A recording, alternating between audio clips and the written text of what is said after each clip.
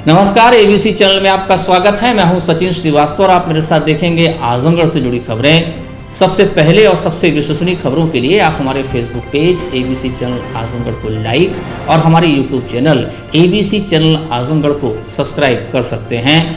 जिले की खबरों को आप हमारी वेबसाइट abcखबर.in पर भी प्राप्त कर सकते हैं।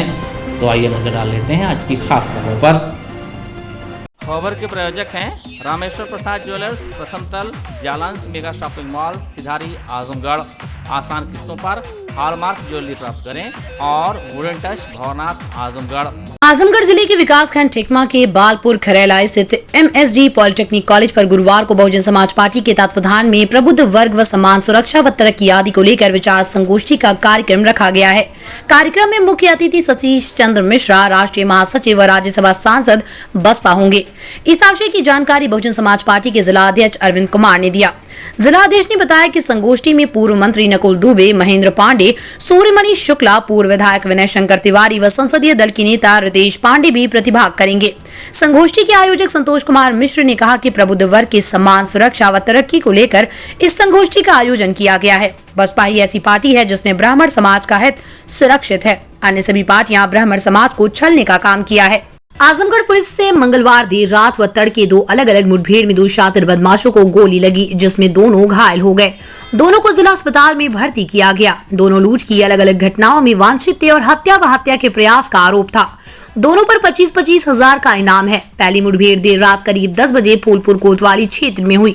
एसपी सुधीर कुमार सिंह ने बताया कि स्थानीय पुलिस हथनोरा कला के पास वाहन चेकिंग कर रही थी। इसी दौरान एक बाइक पर 3 संदिग्ध आते दिखे, जिनको रोकने का प्रयास हुआ तो वो पुलिस पर फायर कर दिए। इसके बाद मुठभेड़ शुरू हो गई, जिसमें एक बदमाश के पैर में गोली लगी, जबकि 2 अन्य फरार होने में कामयाब रहे। घायल युवक की पहचान मेहनगर थाना के गजोर निवासी विवेक सिंह के रूप में हुई।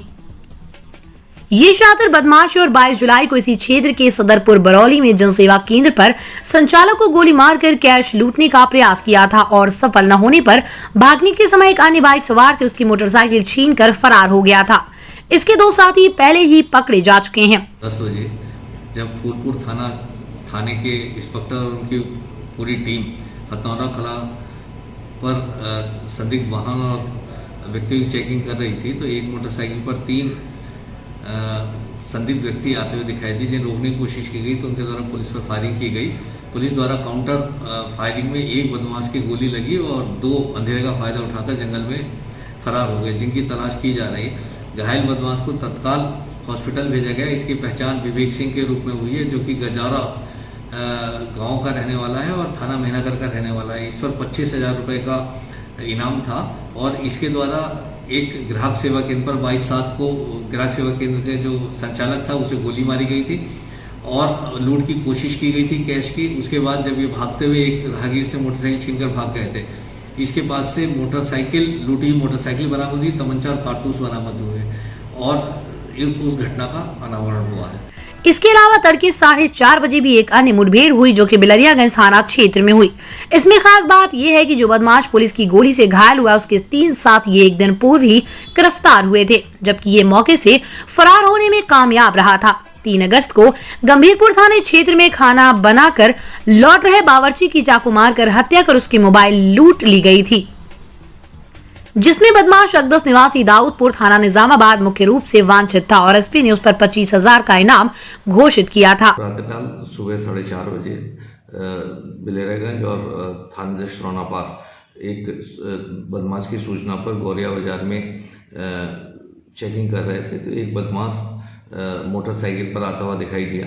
उसे जब रोकने का प्रयास किया गया तो वह महाराजगंज रोड पर भागा। उधर से थाना आरटी साइड सूचना मिलने पर थाना अध्यक्ष दीदारगंज में फोर्स किया गया और बदमाश द्वारा पुलिस पार्टी पर फायरिंग करी। काउंटर फायरिंग में बदमाश की टांग में गोली लगी और उसे तत्काल अस्पताल भेजा गया। बदमाश की पहचान 1-10 के रूप में हुई है। यह एक शातिर हत्यारा लुटेरा बदमाश है। इसके द्वारा थाना गंभीरपुर क्षेत्र में कुछ दिन पूर्व एक मोटरसाइकिल मोबाइल लूटा गया था और उस व्यक्ति की हत्या कर दी गई थी। इसके ऊपर 25,000 रुपये का इनाम पूर्व में मेरे द्वारा घोषित किया गया था। इसके बाद से एक मोटरसाइकिल, तमंचा और कारतूस बरामद हुआ है।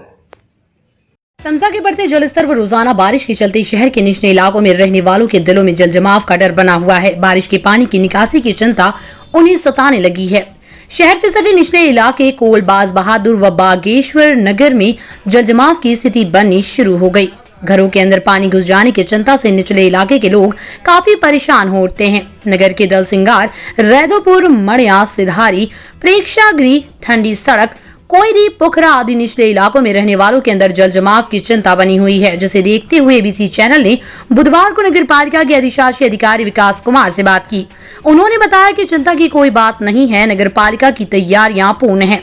सभी पंपिंग सेट चालू स्थिति में है। अगर कहीं भी जल जमाव की स्थिति होती है तो जल निकासी का प्रबंध तत्काल सुनिश्चित किया जाएगा। नगर पालिका द्वारा बाढ़ की स्थिति में पूर्व में जो है 9 जगहों पे जो है साइफन और पंपिंग सेट लगा के पानी की निकासी सुनिश्चित की जाती थी। वर्तमान में एक जगह पानी जल भराव की समस्या जो है वर्तमान में परिलक्षित हुई है बागेश्वर में। वहाँ पे हमारा पंपिंग सेट जो है ऑलरेडी चल रहा है और जहाँ जहाँ पे भी जल भराव की समस्या होगी तो वहाँ पे हमारी तैयारी पूर्ण है। हमारे सारे पंपिंग सेट चालू स्थिति में है। अगर जल भराव होता है और उसके निकासी की स्थिति बनती है तो तुरंत वहां से पानी निकलवा दिया जाएगा। आजमगढ़ में घाघरा नदी के जलस्तर में तेजी से वृद्धि होने के चलते नदी के किनारे रहने वाले लोगों की परेशानी बढ़ने लगी है। वहीं घाघरा नदी के बढ़ते जलस्तर की वजह से महुला गढ़वाल बांध की सुरक्षा में बनाए गए रिंग बांध पर दबाव बढ़ रहा है और वो जगह जगह से दरकने लगा है। मठिया रिंग बांध डेंजर जोन में आ गया है। वो कभी भी घाघरा नदी की धारा में विलीन हो सकता है और इस रिंग बांध को बचाने के लिए बाढ़ विभाग ने मशक्कत शुरू कर दी है। दिन रात सीसीटीवी कैमरे की निगरानी में रिंग बांध को बचाने का काम किया जा रहा है। वहीं घाघरा के रौद्र रूप के चलते खेती की काफी जमीन घाघरा में विलीन हो रही है और फसलें नष्ट हो रही हैं, जिसकी वजह से स्थानीय लोगों को काफी समस्या का सामना करना पड़ रहा है। बताते चले कि वहीं दूसरी ओर बाढ़ खंड के अधिशासी अभियंता दिलीप कुमार का कहना है कि घाघरा का जलस्तर बढ़ रहा है लेकिन वो अभी नियंत्रण में है। नुकसान की कोई बात नहीं है, हम पूरी तरह से मुस्तैद हैं। घाघरा नदी में हर वर्ष बाढ़ आती है, लोगों का पलायन होता है और काफी नुकसान होता है। बावजूद इसके निराकरण के लिए कोई ठोस कदम नहीं उठाए जाते। बहुत दिक्कत है, खेत जो रहा सब कटता बा और तो जौन बंदा देखा था इतनी बंदा के कगरी आगल पर नदी काटत है। क्यों बचाओ, चलो सरकार आवत है देख के चल जाती है। कथन लोग काम चालू हो बच जाई अब बच जाए तब ठीक बा। हर साल नहीं, मतलब पिछले साल से ज्यादा। पिछले साल पीछे पूर्व वाला बंदा था कट गया, इस साल इस पर नंबर लगाया कट जाएगा तो हम लोग रहेंगे कहाँ, खाएंगे कहाँ, सड़क पे आ जाएंगे। हाँ तो फसल वगैरह जो होती वो कैसे? फसल वगैरह वही धान तो होता नहीं था पानी में, उस तरह भी गेहूँ होता है तो गेहूँ भी अब नहीं होगा। अब देखते हैं सरकार क्या कर रही है। हम अभी तो क्या आप लोग जैसे परिवार में तो डर भय लगा रहता है? साफ डर तो लगेगा ही। अब कट जाएगा, बंदा कट जाएगा तो हम लोग रहेंगे कहाँ। उस बंदे से कटेगा तो इस बंदे पे नंबर आ जाएगा। अधिकारी वगैरह हमें बड़ी बड़ी बात कर रहे हैं कि हम ये करते वो करते। हाँ बहुत लोग, बहुत अधिकारी आए थे सर, पर कोई कुछ कह रहे तब ना आ रहे। देखिए काम कैसा चल रहा है, काम इसी तरह चलता है। देख रहे हैं कोई लेबर लग रहा है, हम लोग खुद यहाँ पे बैठे हैं, बैठ के अभी इंतजार कर रहे हैं कब ईटा गिरेगा, कब काम चालू होगा। मतलब सिर्फ फॉर्मेलिटी है। हाँ फॉर्मेलिटी दिखाओ जो भी हो सर। अब आपके सामने देख लिए खुद ही, बंदा टू कटने वाला है, उधर से काटते ही आ रही है नदी। और ईट से थोड़ी बनेगा, पत्थर गिरवाते तो पत्थर से बनता है वहाँ। मतलब पैसे के बनते बाट। हाँ वही पत्थर गिराते तो पत्थर से रुक जाता। पत्थर गिर नहीं रहा है। ईटा से कितने बोरी में ईटा कितना तो सब बहा ले जा रही ईटा जितना भी है। इतना सब खेती कट गई का सब खाए पे। हाँ एको खेती तो ना रह गई। अब बंधा कट जाए तो घरों पर अब उठो आ जाए। तो का हर साल समस्या आवेला? नहीं, नदिया तो रहल है हो दे बड़ी दूरे। ई पर्स कटल है, हाई बंधा रहे वो कट गल, होहर दूठे बंधा रहल ओहरो कट गल। अभी है बंधा पर अब नंबर लगल बा। अधिकारी वगैरह ना मैंने कहे अधिकारी तो अला कहे बंधा ना कटे देबो, बंधा ना कटे देबो। अब तो एकदम करीबे आ गए है। हाँ भय डर लगेला तुम लोग? अब काहे न डर लगी, कट जाए तो हमन के ठेकान तो ना लगी कतन। तो कैसे मतलब राशन पानी वगैरह? राशन पानी का कल जाए, कैसे अब जियब कल जाए, खैब कल जाए, खेती हो रहा चले खेती में काटत खाद सब रहल है। अब खेतिया कर जाए तो कहाँ से के उठू करी, ऋण कर्जा काट के खाई पी और क्या करी। कौनो व्यवस्था नहीं है। सब पब्लिक मर रही है यहाँ, कटाव से एकदम परेशान है।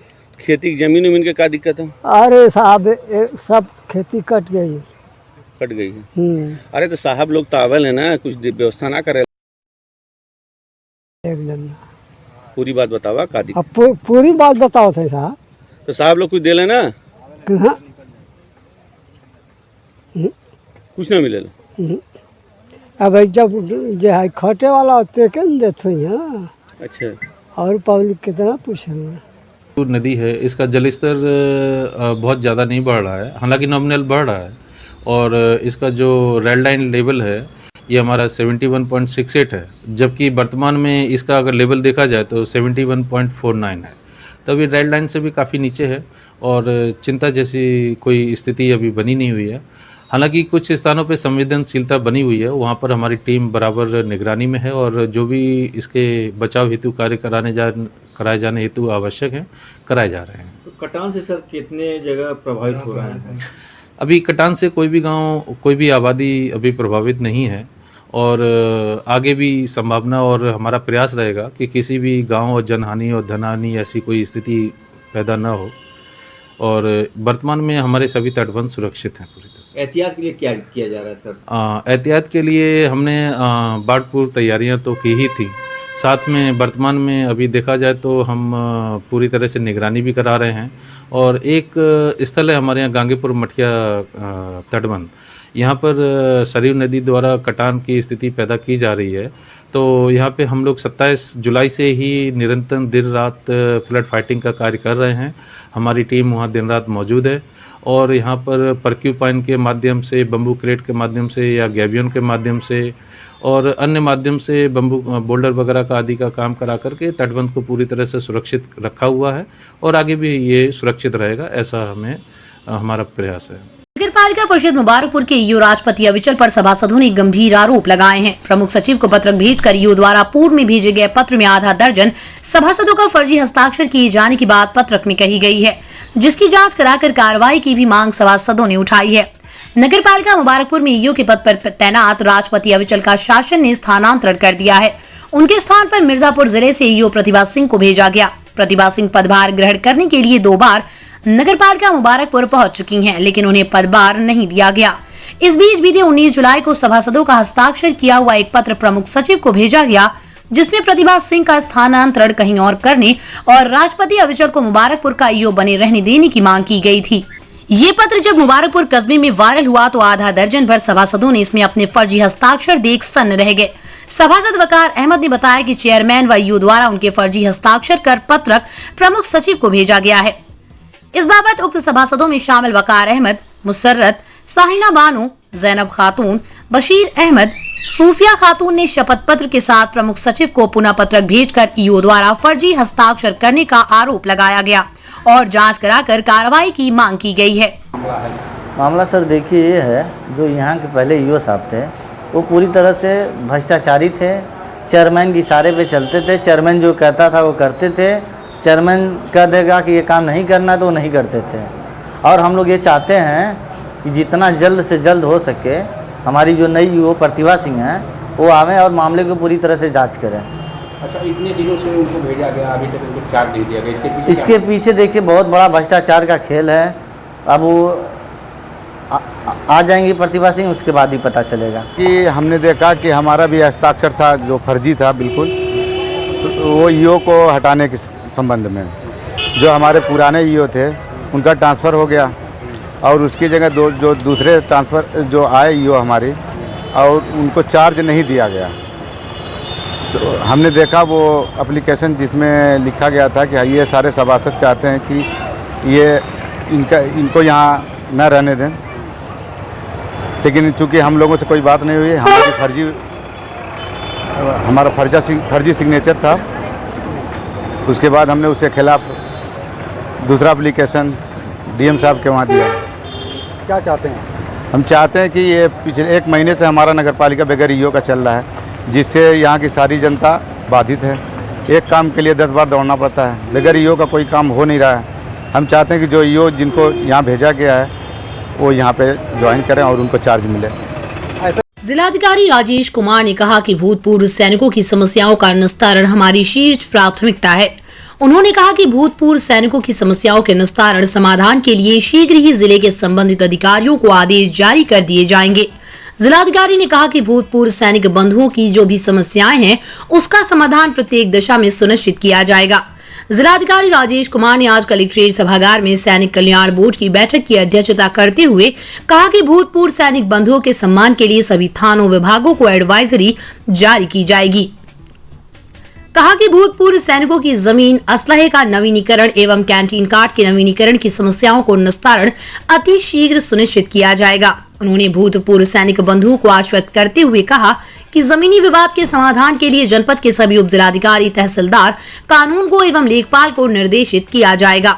जिलाधिकारी ने कहा कि भूतपूर्व सैनिक बंधुओं की मांग पर आवश्यक वस्तुओं की खरीद के लिए कैंटीन एवं कैंटीन हॉल की भी व्यवस्था सुनिश्चित की जाएगी।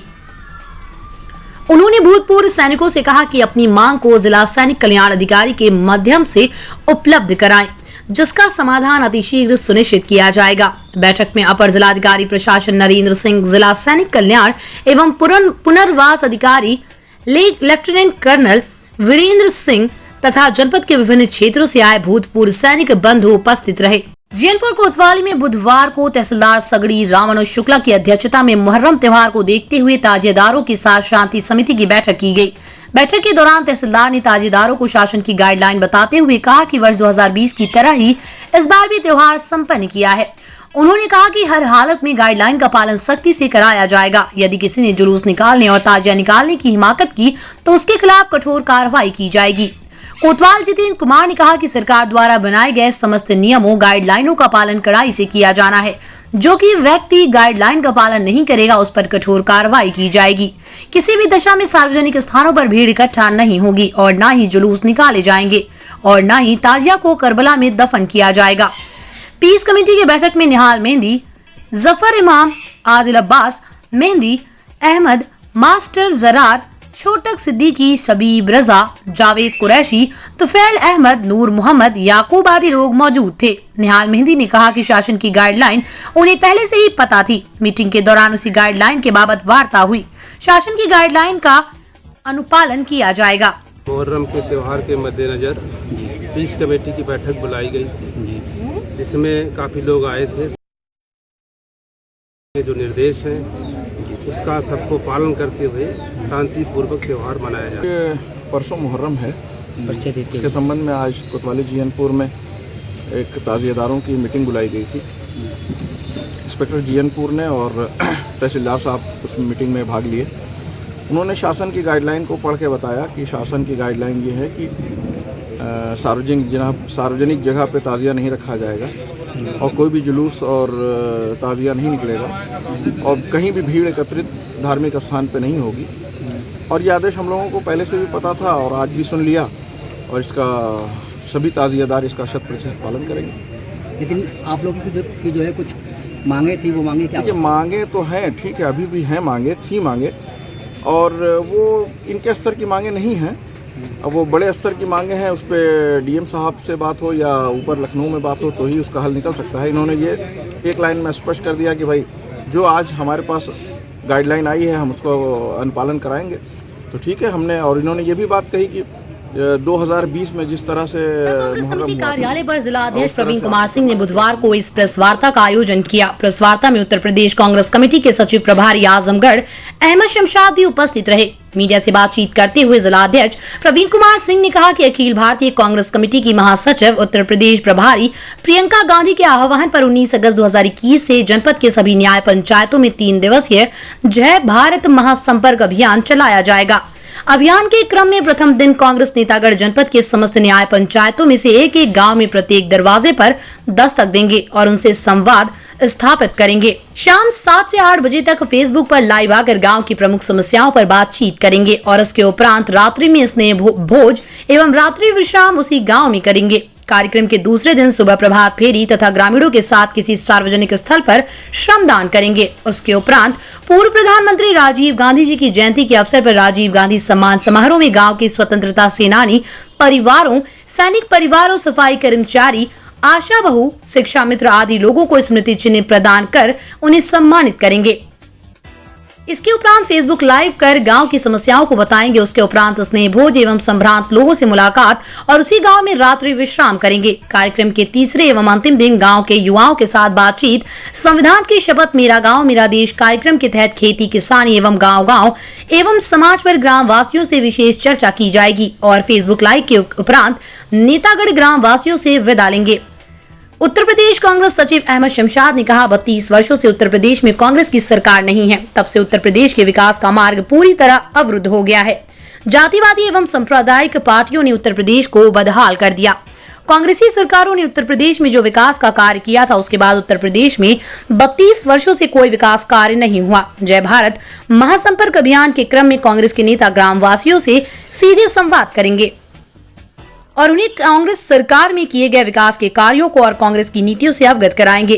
राजीव गांधी की जयंती के अवसर पर स्वतंत्रता संग्राम सेनानी तथा सैनिक परिवार एवं शिक्षा मित्र, आशा बहू एवं सफाई कर्मचारियों को स्मृति चिन्ह प्रदान कर सम्मानित करेंगे। प्रदेश कांग्रेस कमेटी के आह्वान पर श्रीमती प्रियंका गांधी जो हमारी राष्ट्रीय महासचिव उत्तर प्रदेश की प्रभारी हैं, उनके आह्वान पर जिला कांग्रेस कमेटी के तत्वाधान में हमारे जो 278 न्याय पंचायतें हैं, सभी न्याय पंचायतों में से एक गांव का चयन करना है, जो चयन कर लिया गया है। और उस एक गांव में 3 दिन का प्रवास है, 19, 20, 21 3 दिन के प्रवास के लिए हम लोगों ने जिला कांग्रेस कमेटी के लोग, ब्लॉक अध्यक्ष, ब्लॉक कांग्रेस कमेटी के लोग, जो भी हमारे नेता गांव में जा सकते हैं, उनकी सूची बना दी गई है। 19 तारीख को सुबह 8 बजे गाँव में जाएंगे, घर घर जाकर सबसे संपर्क करेंगे, सबसे संवाद स्थापित करेंगे और ये जानना चाहेंगे कि विगत 32 वर्षों में ऐसा क्या हुआ है जो कांग्रेस की नीतियों से हट करके हुआ है, या कुछ उससे बेहतर हुआ है, या क्या होना चाहिए था जो नहीं हुआ है। इन सब पर फोकस करेंगे और अपनी नीतियों के बारे में बताएंगे, अपने कार्यक्रमों को बताएंगे, कार्यक्रमों के बारे में बताएंगे, उनसे उस गांव की समस्याओं के बारे में सुनेंगे, उनको लिपिबद्ध करेंगे।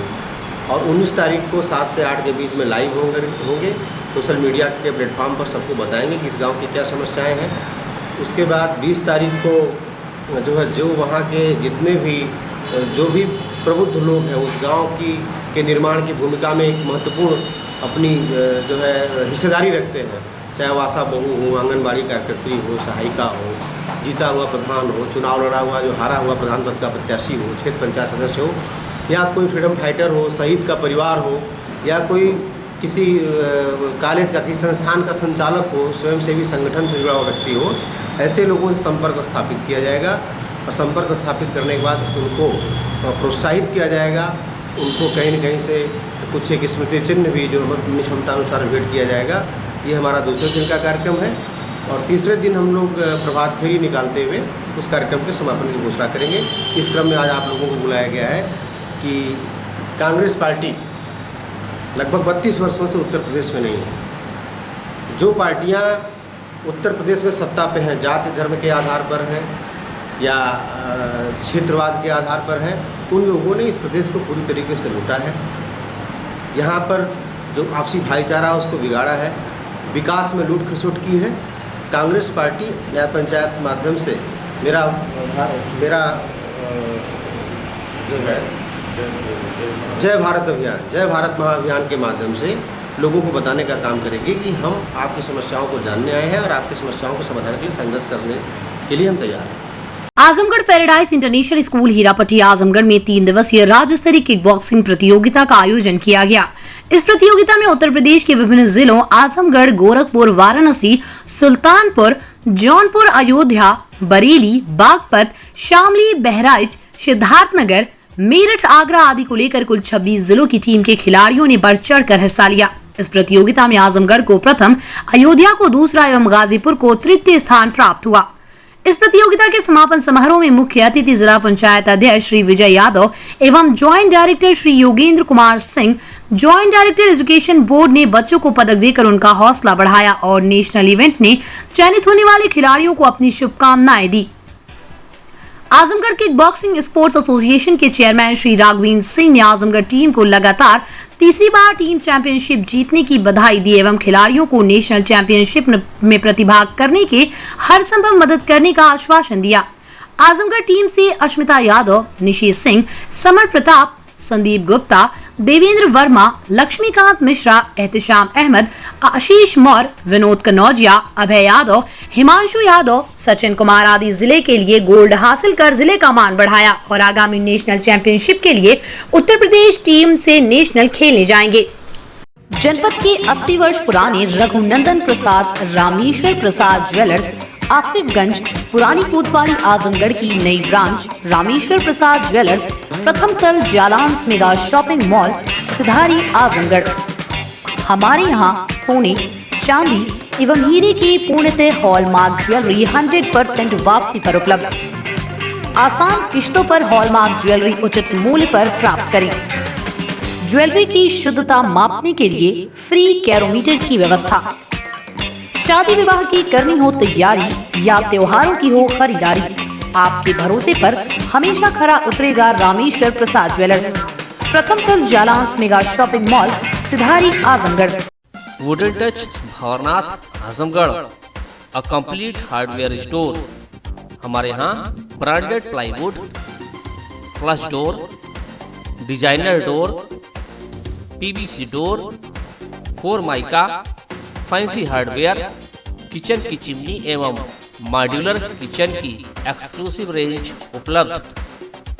अपने आशियाने में लगाइए 4 चांद, पहुंचिए वुडन टच भंवरनाथ आजमगढ़।